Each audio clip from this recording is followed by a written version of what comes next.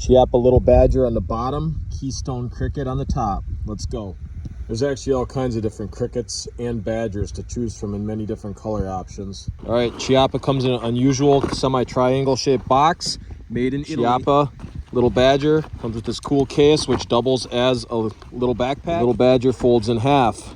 Snaps open. Bella's left us with the trigger lock on once again. Keystone Cricket comes in a regular style gun box as you're used to. Can't really find where it was made, but it would appear Milton, Pennsylvania.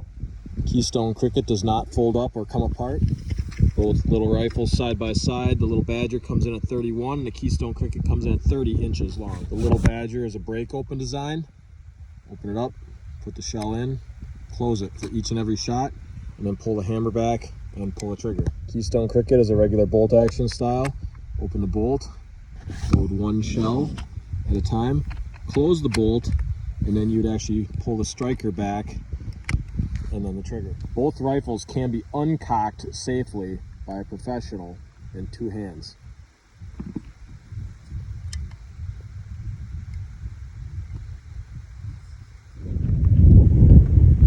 Cricket is definitely for small shooters with the length of pull.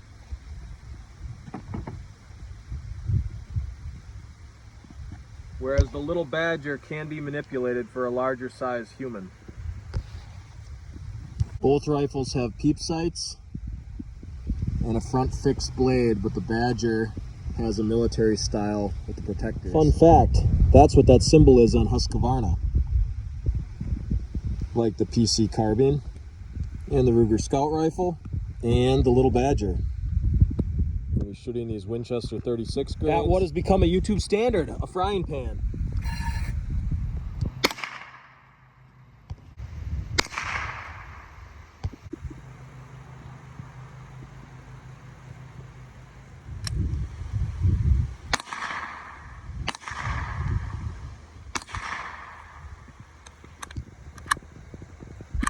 Let's check our group from there to here. Badger side, Cricket side. There's one flyer on the Cricket side, otherwise it appears they all went through the same holes. Both shooting slightly high, aiming at the center of the pink. See if another shooter has the same results. Do it again, one failure to extract. There it is, dump it out. And the hammer at each shot. And then what, just grab it? Yep. Rough accuracy, round 2. Other quick mention would be the Chiappa Badger is set up more for an adult size shooter, whereas the Keystone Cricket is definitely for a younger size shooter. Like the wire stock is uncomfortable. Yeah, I know. Even though you have long arms and this is a short length of pull, you like this stock better? Yes. I can say I've shot a hell of a lot of firearms and the trigger is long and harder on the Cricket than the Badger. Cricket is definitely more of a traditional looking rifle, whereas the Badger is kind of goofy with this quad rail and pick rail, maybe for a pistol grip, and that's for holding more shells. Both rifles on the used market were under $200. You can't go wrong with the price point on either. The only other major advantage the Badger has over the Cricket is its folding ability. Really can't pick a clear winner here. Gonna have to shoot them more to find a fault. As far as a very cost-effective youth gun or survival type cheap gun, it can kind of sort of go anywhere and you don't care if you lose it. It's hard to beat these two. The other notable mention here would be the Savage Rascal. The Badger is just goofy. It does its job, but it's just goofy. Why is this quad rail here? I don't think you could legally put a pick rail pistol grip on here because the overall length isn't long enough to be a rifle, so it would be a pistol. Now, the Badger does have a 16.5 inch barrel where the Cricket has a 16 inch barrel. The Badger has no real spot to put a sling. Obviously you could put some type of single point on here, but it'd be very difficult to dangle this from your chest on a single point sling. Maybe this, maybe you could do that. You could put a single point, mag pull the side swivel for a sling, dangle across your chest. That would work. If you put a mag pull sling clip for a pick rail on here and had a single point dangling across your chest, that would work. Whereas the Cricket has these sling swivel stud holders, or I should say holes, like a standard rifle sling, aka like a standard rifle sling would be, carried around on your back. But remember, the little Badger comes with this goofy backpack. You can put it in, hold the gun up this way, manipulate it into the bag,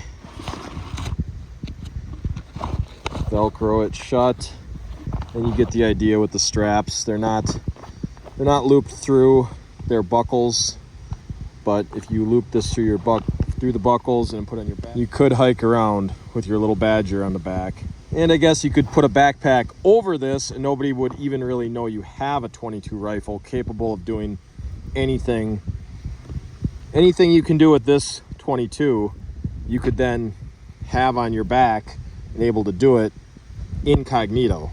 Whereas this one is going to be a little bit more cumbersome to conceal, standard rifle, but I guess neither of these are really on the market to be concealed carry, but I guess that does offer a slight advantage to the little Badger. All right, straps going on.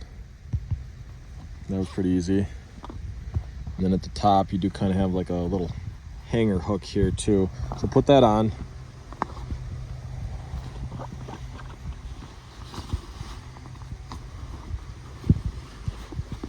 Yeah, so adjust the jacket. But really, it's hard to tell unless you're another firearms enthusiast.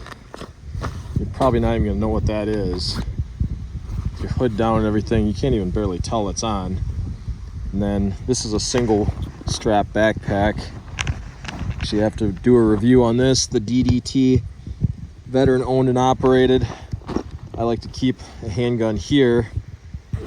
I put the blue on there. Put that back on once. All right, yeah, this has been my go-to single point bag for conceal and carry. What I really like about having the handgun here is it's next to your body. There's no way someone could take the gun out. Like if you had it in one of these further back pouches, somebody could unzip the bag in a crowd and you'd never feel it. But since the zipper is here, you could feel them trying to work their way in there because your body's right here. But there's no handgun in there right now, and she's got the little Badger here. Just throw this single point on. All right, little Badger is on, and all right, little Badger's on with two straps. The other way. All right, having some technical difficulties with the shoulder. There we go. Now, single point bag is completely covering the little Badger backpack. So you could definitely say the Badger is more concealable for that type of situation. You can't even tell it's on there. And you could say that's literally anything, especially if your other garments were black. Whereas we don't have sling swivel studs in here, so we can't put that sling on, but you can picture how this would look. Either way, pretty nice. Only other thing to say here is I like the Badger's rear peep sight better, and they're both adjustable.